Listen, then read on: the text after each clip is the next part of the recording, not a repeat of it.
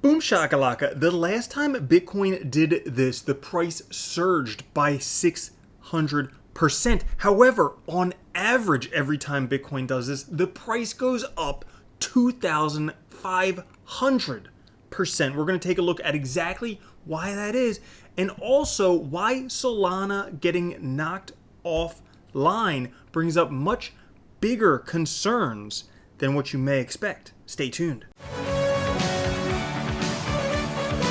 What's up everyone, Randall here from Crypto Love. Today's video, we're taking a look at this amazing thing that Bitcoin just did that on average increases the price by 2,500%, but last time 600%. We're going to take a look at exactly what that is. We're also going to take a look at why Solana network going down brings up some things we need to be even more concerned about. And today's episode is sponsored by Monsters Clan, so make sure you stay tuned till the end for an exclusive review. Now, let's get into things. We're not actually going to start with Bitcoin.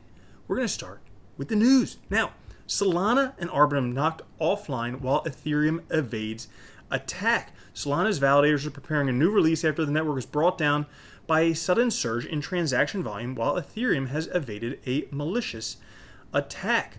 So basically what happened is that 6 hours after announcing the incident, Solana status explained that a large increase in transaction load to 400,000 transactions per second has overwhelmed the network to create a denial of service and caused the network to start forking. Now, a DDoS attack is pretty much one of the most common attacks out there. How they couldn't build that into their network, I don't exactly know. But we go further to see Lark comment here. What's going on today? Solana goes offline for a few hours. Arbitrum goes down for almost an hour.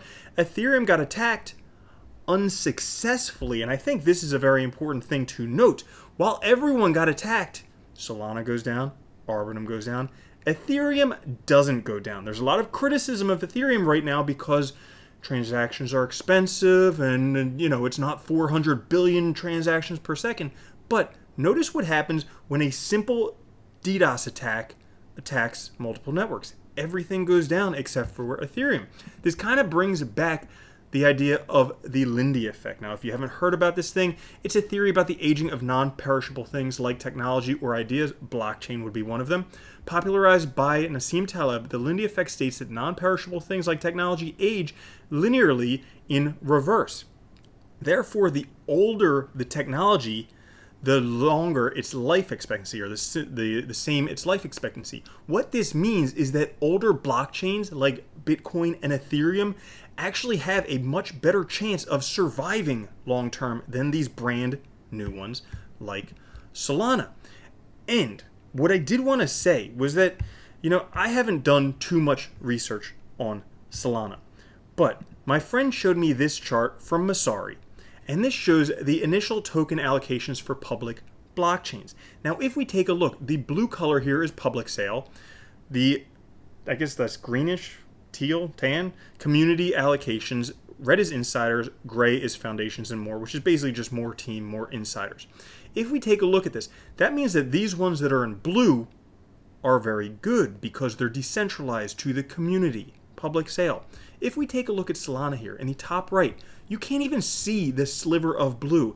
Not decentralized at all. As a matter of fact, 61% of this is centralized. Pretty much as centralized as XRP.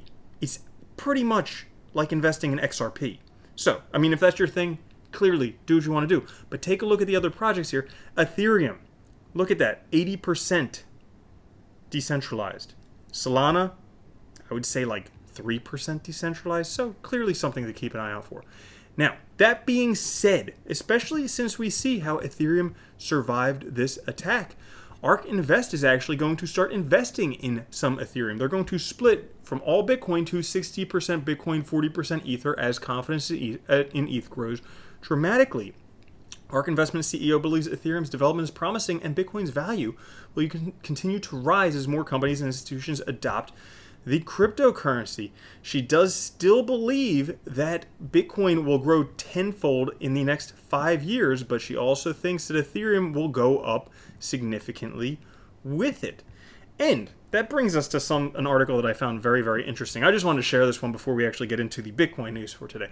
Now, Bitcoin's billionaires back moonshot scheme to resurrect woolly mammoths. That's right, you heard me. The furry elephants, the Winklevoss twins, and then also Tim Draper have created a startup called Colossal that's aiming to resurrect woolly mammoths as part of an effort to fight climate change. Now, this is what I thought was really, really interesting.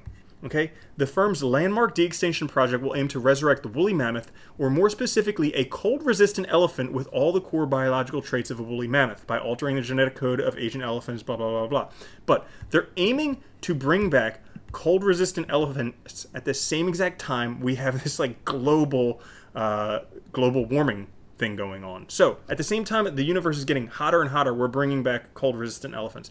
Doesn't exactly make sense, but it's like Jurassic Park. I think it's pretty awesome, and that would be so cool because I hope next would be the saber-toothed tiger. That would be badass. Now, on to Bitcoin. What's going on with Bitcoin? Well, guys, the last time Bitcoin did this was way back here, right after the halving. It was right around the beginning of June 2020. And Bitcoin, after this happened, went up 588%. What is that? It's a golden cross, the crossing of this blue and this orange line. The last time this happened was right around June of 2020. It crossed, Bitcoin went up 588%.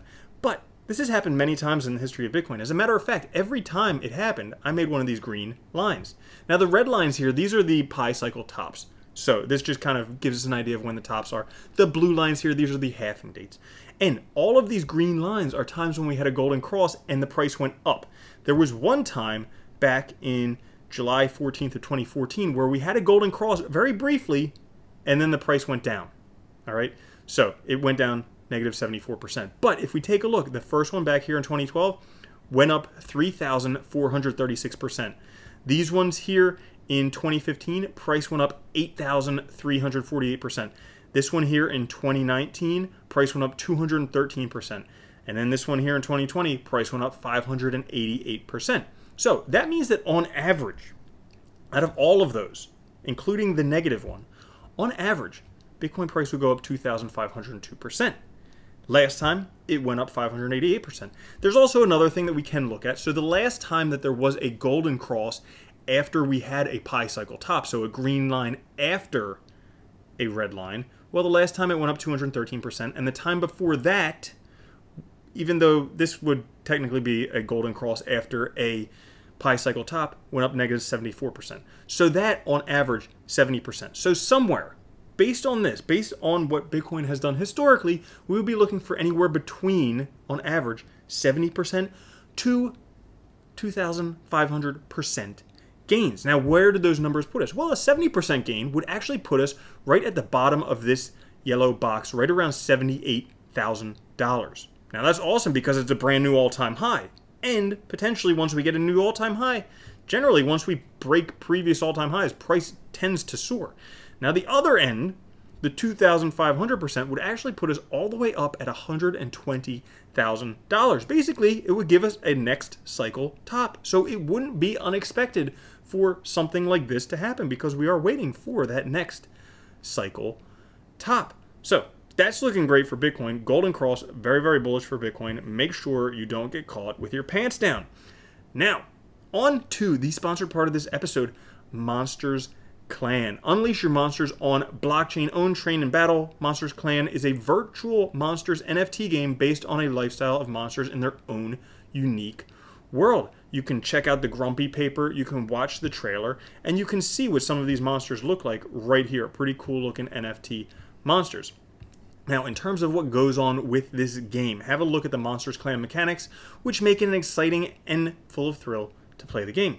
You can collect and own your monsters. You can create monsters. You can feed monsters. You can trade monsters. And you can battle your monsters.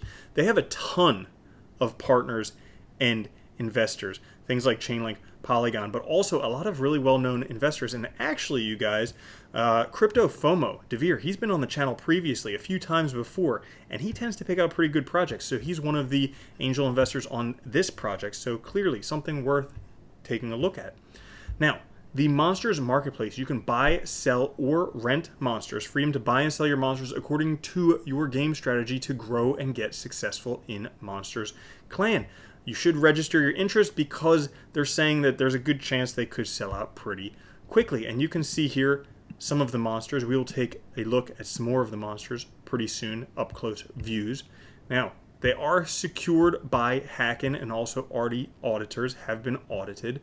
And then taking a look at the project. So Professor Monsalito's Monsters Lab. Monster Laboratory is a special laboratory set up for performing all chemical processes relating to monsters under Professor Monsalito in charge of every laboratory.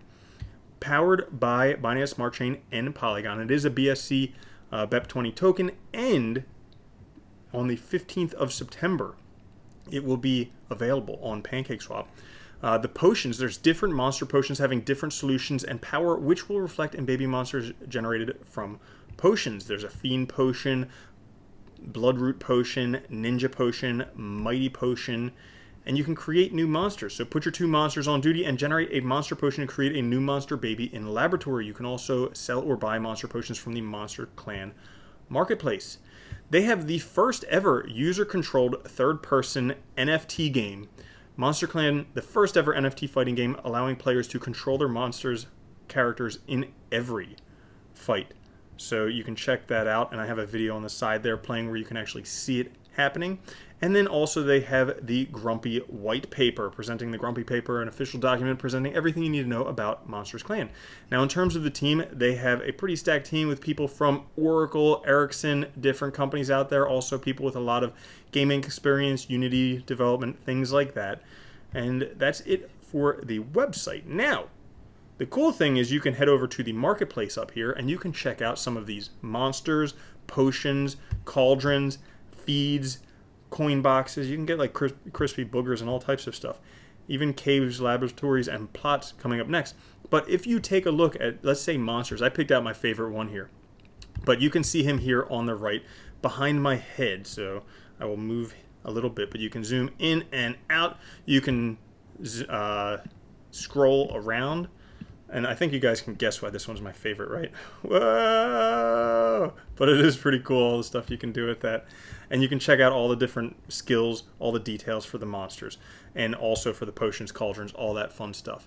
Now, if you want to find out about the tokenomics or the NFTnomics, you could go over to this tokenomics part, and you can see the token distribution here, 100 million mons in total, and the distribution according to this schedule here. You can see the vesting schedule here, you can see the key indicators right here, and then the important dates worth knowing. So, September 12th, Mons Live IGO whitelisting on ProStarter. September 14th, Mons IGO on Seedify Launchpad. September 15th, today, very important day, Mons IGO on Redkite by Polka Foundry, and Mons token listing on PancakeSwap. And then also keep an eye for October 1st, starting sales of NFT on Monsters Clan Marketplace. So those are some important dates to remember. And guys, remember, September 15th, 2021, 3:30 p.m. UTC, Monsters Clan listing on PancakeSwap.